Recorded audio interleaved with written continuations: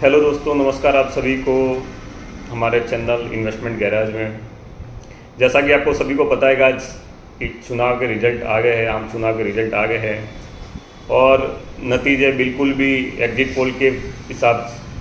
पोल के बिल्कुल विपरीत रहे हैं और मार्केट ने अपना रिएक्शन दिखा दिया है। मार्केट का कॉन्फिडेंस आज पूरी तरह से हिल गया है।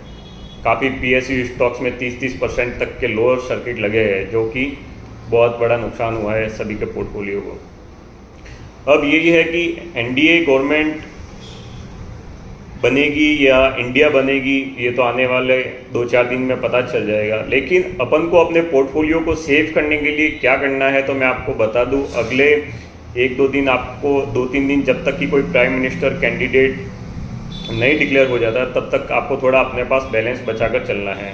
कुछ भी जल्दबाजी नहीं करनी है।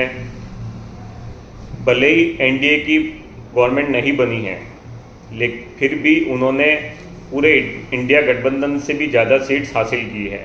तो मैं एनडीए की जो गवर्नमेंट की सीटों में जो थोड़ी सी कमी दिख रही है, इसके कारण ही आज मार्केट का कॉन्फिडेंस हिला है और बहुत ज़बरदस्त मार्केट क्रैश हुए हैं। मतलब कि बहुत सबके पोर्टफोलियो लगभग 15-20% के डाउन चले गए। तो आपको करना क्या है? अभी आने वाले समय में आपको थोड़ा सा देखना है जो भी राजनीतिक घटनाक्रम अपने देश में हो रहे हैं। तो कौन प्राइम मिनिस्टर बनेगा, इंडिया से बनेगा, इंडिया गठबंधन से बनेगा या एनडीए से बनेगा, वो तो आने वाले समय में 2-4 दिनों में क्लियर हो जाएगा। लेकिन आपको क्या करना है? आपको बिल्कुल भी डरना नहीं है। आपके पास जो भी सरकारी कंपनियों के शेयर है, पीएसयू है या डिफेंस हो गया या कोई भी एफएमसीजी है या फिर आईटी हो गया, तो जो भी कंपनियों के शेयर्स आपके पास पड़े हैं अच्छी क्वालिटी के, उनको आपको पोर्टफोलियो में धीरे धीरे, अगर आने वाले 2-4 दिनों में और थोड़ा सा मार्केट क्रैक्ट होता है तो आपको थोड़े थोड़े उनको खरीदने हैं। लेकिन फिर भी आपको आपके पास कैश बैलेंस बचाकर चलना है। हमेशा मार्केट में कभी भी एक तरफ के ट्रेड नहीं होते हैं। और ये हमने आपको टेलीग्राम चैनल में बताया था कि मार्केट जितना अच्छा दिख रहा है, ये मेरा कल 1 दिन पहले का ही मेरे टेलीग्राम चैनल में मैसेज भी था कि जितना मार्केट अच्छा दिख रहा है उससे भी ख़राब रिजल्ट दे सकता है। तो आखिर मार्केट ने आज बता ही दिया कि केवल मार्केट की जल्दी सिर्फ एक तरफ नहीं होती, मार्केट डाउन भी जा सकता है, बहुत बुरी तरह से जा सकता है। तो अभी आने वाले समय के लिए जो भी घटनाक्रम हो रहे अपने देश में, उन पर ध्यान रखना है। प्राइम मिनिस्टर कौन बनेगा, इंडिया से बनेगा या एनडीए गठबंधन से बनेगा, तो वो तो अभी 2-4 दिन में डिसाइड हो जाएगा। लेकिन मार्केट गिरने का सबसे बड़ा रीज़न यही है कि एनडीए को सीटें कम मिली तो मार्केट का कॉन्फिडेंस एक बार हिल गया है। क्योंकि जो भी पॉलिसीज होती है गवर्नमेंट की, जो भी उनका प्लानिंग होते हैं, प्रोजेक्ट होते हैं इंफ्रास्ट्रक्चर को लेके या डिफेंस को लेके या फिर और भी जो भी गवर्नमेंट स्कीम्स, जहाँ पे भी गवर्नमेंट डेवलपमेंट का काम करना चाहती है, वहाँ पे थोड़ी सी बाधा आती है। तो ये सारी चीज़ें हैं, आगे भी देखते हैं 2-4 दिन में क्या करना है। लेकिन जो भी सरकारी कंपनी या भी और भी अच्छे स्टॉक्स है, जैसे टाटा मोटर हो गए, ऐसे हिंदुस्तान एरोनॉटिक हो गया, बेल हो गया या फिर अवांटाल हो गया, तो ये सारे स्टॉक्स है, अगर आपको अच्छे डिस्काउंट में मिल रहे हैं तो इन पे थोड़ा थोड़ा पैसा लगाना आपको शुरू करना है। लेकिन एक साथ पैसा आपको कभी भी मार्केट में इन्वेस्टमेंट करके नहीं चलना है, क्योंकि कभी भी मार्केट में बिना अनएक्सपेक्टेड घटनाएं हो सकती है। भले वो चाहे इलेक्शन के आज के रिजल्ट हो या फिर यूक्रेन रशिया का वॉर भी हमने देखा है। तो ये जब भी आप मार्केट में पैसा लगाओ तो पूरा एकदम से आपको पैक होकर नहीं चलना है। आपको थोड़ा बहुत आपके पास कैश बैलेंस हमेशा रख के चलना है। आज मार्केट में जो सरकारी कंपनियों के और जो बाकी स्टॉक्स गिरे हैं 10 से लगा के 30% तक, और काफ़ी 30% गिरने के बाद भी वापस 20%, 15% रिकवर हो गए हैं।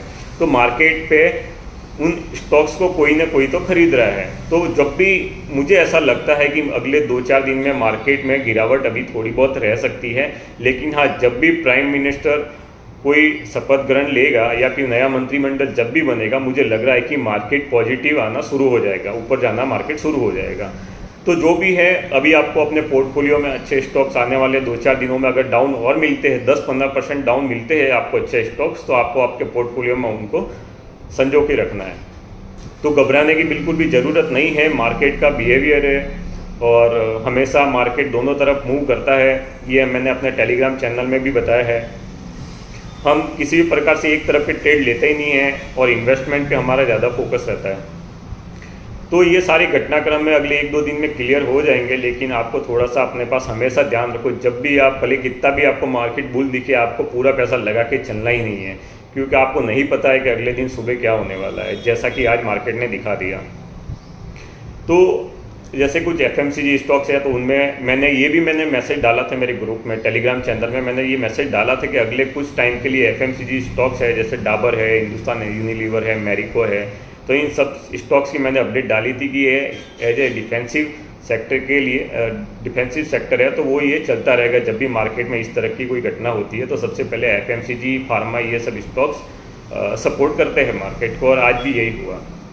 तो इंडेक्स काफ़ी बुरी तरह गिरा, 9% तक गिर गया था, 9-9.5% तक गिर गया था मार्केट।